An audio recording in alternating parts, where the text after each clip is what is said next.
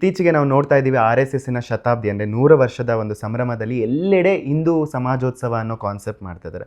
ಅಂದರೆ ಇದರಿಂದ ಏನಾಗ್ಬೋದು, ನಿಮಗೇನು ಅನ್ಸುತ್ತೆ ಸರ್? ಈ ಹಿಂದೂ ಸಮಾಜೋತ್ಸವ ಇಂಪ್ಯಾಕ್ಟ್ ಆದರೆ ಏನಾಗಿದೆ ಈಗ ನೋಡಿ, ನಮ್ಮ ಸಂವಿಧಾನದಲ್ಲಿ ಹಿಂದೂ ಅನ್ನೋದನ್ನ ಡಿಫೈನ್ ಮಾಡಿಲ್ಲ. ಹಿಂದೂ ಅನ್ನೋದನ್ನ ನೆಗೆಟಿವ್ ಆಗಿ ಡಿಫೈನ್ ಮಾಡ್ತಾರೆ ಅಂತ ನಾನು ಹೇಳ್ತೀನಿ. ಅಂದರೆ ಹೇಗಾಗತ್ತೆ ಅಂದರೆ, ಯಾವುದು ಬ್ರಹ್ಮ ಸಮಾಜದ್ದಲ್ವೋ, ಯಾವುದು ಜೂಯಿಷ್ ಅಲ್ವೋ, ಯಾವುದು ಜುಡೈಸಮ್ ಅಲ್ವೋ, ಯಾವುದು ಕ್ರಿಶ್ಚಿಯಾನಿಟಿ ಅಲ್ವೋ, ಯಾವುದು ಸೂಫಿ ಸುನ್ನಿ ಇಸ್ಲಾಂ ಅಲ್ವೋ, ಈಗ ಜೈನ ಧರ್ಮನ ಸೇರಿಸಿದೆ, ಯಾವುದು ಜೈನ ಅಲ್ವೋ, ಮಿಕ್ಕಿದ್ದೆಲ್ಲವನ್ನು ಹಿಂದೂ ಅನ್ನೋ ಅದರಲ್ಲಿ ಸೇರಿಸ್ಕೊಂಡಿದ್ದಾರೆ. ಅದರಲ್ಲಿ ಜೈನ ಈಗ UPA ಸರ್ಕಾರ ಇದ್ದಾಗ ಜೈನವನ್ನ ಬೇರೆ ಬೇರೆ ಧರ್ಮ ಅಂತ ಮಾಡಿದ್ರು. ಧರ್ಮ ಅನ್ನಂದ್ರೆ ರಿಲಿಜನ್ ಅಲ್ಲ. ನಾನು ಆಗಲೇ ಹೇಳ್ತಿದ್ದೀನಿ ಮೊದಲಿಂದ, ಧರ್ಮ ನಮಗೆ ರಿಲಿಜನ್ ಅನ್ನೋದಕ್ಕೆ ಭಾರತದಲ್ಲಿ ಪದ ಇಲ್ಲ. ಮತ ಅಂದರೆ ರಿಲಿಜನ್ ಅಲ್ಲ, ಮತ ಅಂದರೆ ಆಯ್ಕೆ ಅಂತ ಆಗುತ್ತಲ್ವಾ, ರಿಲಿಜನ್ ಅಂತ ಅಲ್ಲ. ಮತಿಯಿಂದ ಮಾಡೋದನ್ನು ಮತ, ಅದು ಆಯ್ಕೆ, ಅದು ರಿಲಿಜನ್ ಆಗೋದಿಲ್ಲ.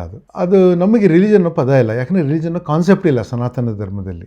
ಈಗ ಅದಕ್ಕೆ ಏನಾಗಿದೆ, ನಮಗೆ ಇವಾಗ ನಾವು ಹಿಂದೂ ಅನ್ನೋದನ್ನು ಅನಿವಾರ್ಯವಾಗಿ ನಮ್ಮ ಮೇಲೆ ಹೇರಿಕೆ ಮಾಡ್ದಂಗೆ ಆಗಿದೆ. ಮತ್ತು ನಮ್ಮ ರಾಜಕಾರಣಿಗಳಿಗೆ ಭಾಳ ಉತ್ಸಾಹ ಇದೆ. ನೀವು ಬರೀ RSS ಅವ್ರಿಗಿದೆ ಅಂತ ಹೇಳಿದ್ರೆ ಅದು ತಪ್ಪಾಗತ್ತೆ ಅಂತ ನನ್ನ ಅಭಿಪ್ರಾಯ.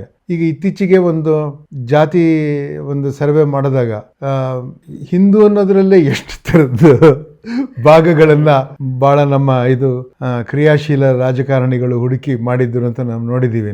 ಅದಕ್ಕೆ ಹಿಂದೂ ಅನ್ನೋ ಪದ ನಮ್ಮಲ್ಲಿ ಹೇರಿಕೆ ಆಗಿದೆ.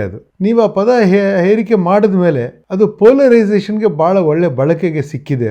ಅಂದರೆ ಯಾವುದೊಂದು ಪ್ಲೂರಲಿಸ್ಟಿಕ್ ಅನ್ನೋ ಪದ ನೀವು ಬಳಸಿದ್ರು, ಬೇರೆ ಬೇರೆ ಬೇರೆ ಥರ ಆಲೋಚನೆ ಮಾಡೋ ಥರದ್ದನ್ನ ಒಪ್ಕೊಂಡಿರುವ ಸಂಸ್ಕೃತಿಯಲ್ಲಿ ನೀವು ಹಿಂದೂ ಅಂತ ಒಂದೇ ಒಂದು ಸಂಸ್ಕೃತಿಯನ್ನು ತರತರದ್ದು ನೀವು ಎಲ್ಲರ ಮೇಲೆ ಹೇರಿರೋದ್ರಿಂದ ಅದರ ಕಷ್ಟವನ್ನ ನಿಮಗೆ RSS ಅವ್ರು ಒಡ್ಡಿದ್ರೆ ನೀವು ತಾಳ್ಮೆಯಿಂದ ಸಹಿಸ್ಕೊಳ್ಬೇಕಾಗತ್ತೆ ಅಂತ ನಾನು ಹೇಳ್ತೀನಿ. ಆದರೆ ಅದನ್ನ ಮಾಡ್ತಾ ಇರೋದ್ರ ಉತ್ಸವದ ಸಂದೇಶ ಏನು ಅಂದರೆ, ನನಗೆ ಅನಿಸುತ್ತೆ ಒಂದು ಒಗ್ಗೂಡಿಕೆಯ ಒಂದು ಸಾಧ್ಯತೆಯನ್ನು ಕಂಡು ಅದರಲ್ಲಿ ಮೆರುಗನ್ನು ಕಾಣುವ ಒಂದು ಸಂಭ್ರಮ ಇರ್ಬೋದು ಅದು ಅಂತ ಹೇಳ್ಬೋದು.